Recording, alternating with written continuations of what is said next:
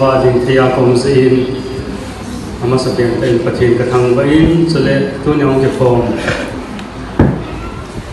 ho la sa ho pastor reverend ho ahin chule khotol ho sa pu hin chulu film ministry alam kai ho hin chule guest ho na bon vin achom lam ta in ka ngai lu naw le zana ka hin pi ve chule la sa ding hiong lang kam chakhat ka sei no min vô gospel khulzin thì la sadin kahi ji chun om talo hijla na ji reverend dr kapa do zapao hi kangai sang dale kangai lu na tun la in zong na masangwa ka pom do no min hijla hi kum som ni masang dewa chu ken zong ka ma chu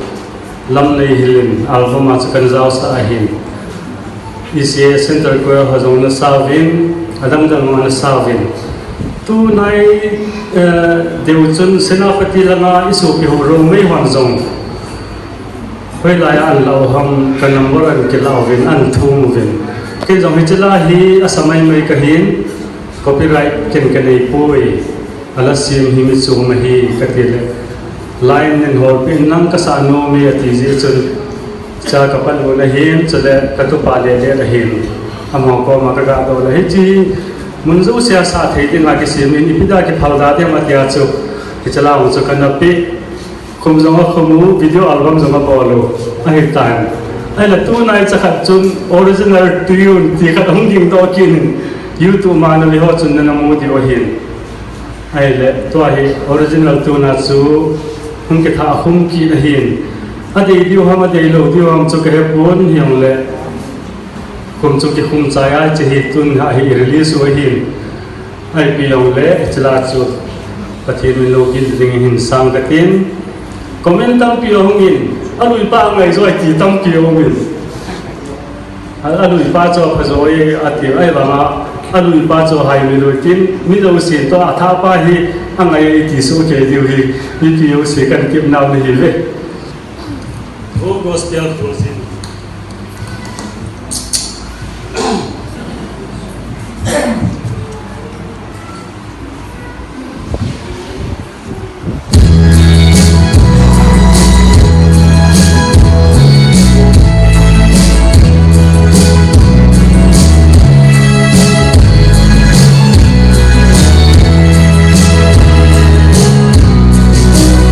subscribe